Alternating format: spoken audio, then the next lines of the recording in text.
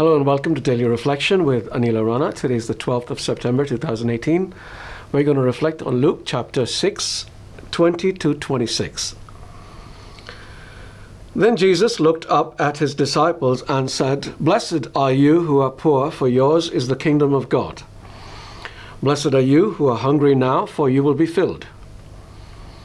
Blessed are you who weep now, for you will laugh.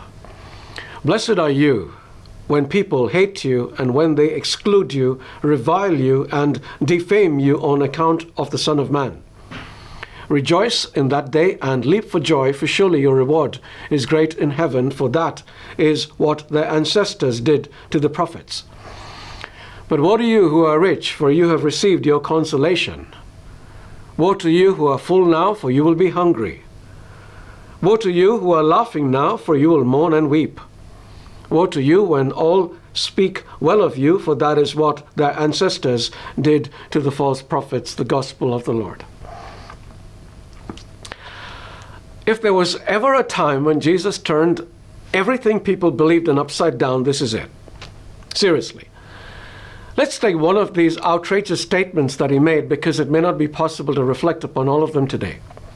Blessed are the poor, for theirs is the kingdom of God. But woe to you who are rich, for you have already received your comfort. His listeners would have been shocked. The rich would probably have laughed, because they were always taught that the poor suffered because of their sins and the rich were blessed because of their favor with God. So what did Jesus mean? We have an answer in the parable that he told about a farmer who once had such a huge crop he didn't know what to do with it.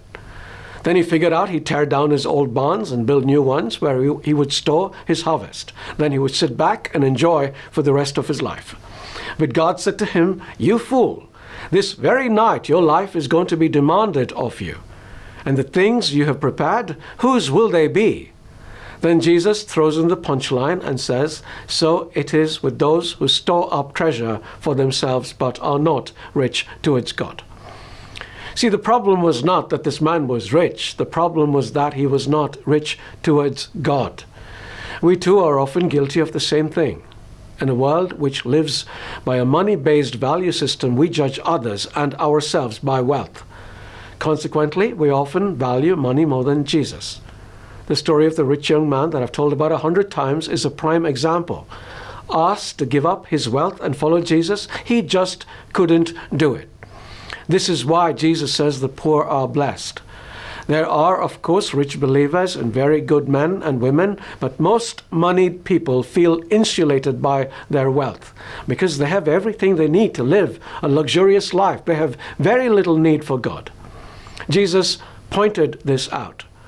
"No one," he said, "can serve two masters, for a slave will either hate the one and love the other, or be devoted to the one and despise the other. You cannot serve God and wealth."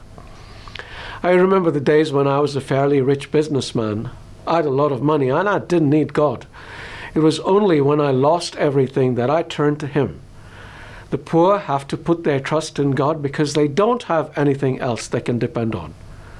If we look at the other blessings and woes contained in this passage, we will discover similar answers, and it wouldn't hurt for us to spend some time today dwelling on the wonderful truths contained in them.